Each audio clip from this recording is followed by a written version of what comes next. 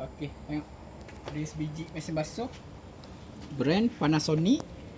Model NAF 70S7. Okey, masalah dia owner cakap bila spin keluar U12. Kita tengok betul tak. Kita buat pada spin, mode spin, tekan start. Okey, nanti kita tengok dia ada keluar error U12. Yang ni senang je ni. Tengok. U12. Okey, nampak ah?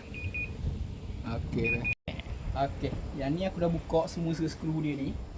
Ada 4. Kita buka, kita angkat macam ni. Okey, macam ni. Okey, masalah U12 kalau mesin basuh model ni yang ni.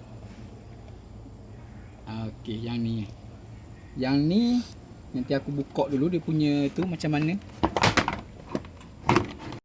Okey ni. Aku ambil pada sini. Ni. Ni safety drum dengan safety door. Function dia bila kita spin kan. Bila kita spin kita angkat dia mati. Tukar benda ni je. Okey. Okey, sekarang ni benda ni wire ni aku cabut dulu. Wire pada sini dua ni aku cabut. Aku try bypass kat sini. Kita nak tengok betul ke tak benda ni yang masalah. Ni untuk bypass je. Kalau kata benda ni memang barang ni yang rosak, tukar je. Jangan bypass macam ni. Pasal ni safety dia. Okay, kita try on.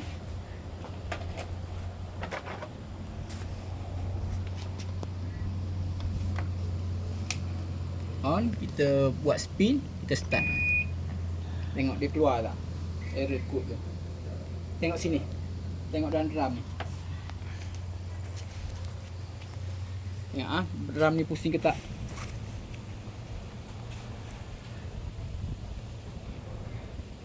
Okey, tunggu sekejap.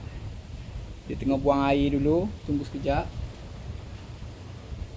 Siapa ada masalah mesin basuh dekat area Kuantan boleh Roger kita orang. Sekejap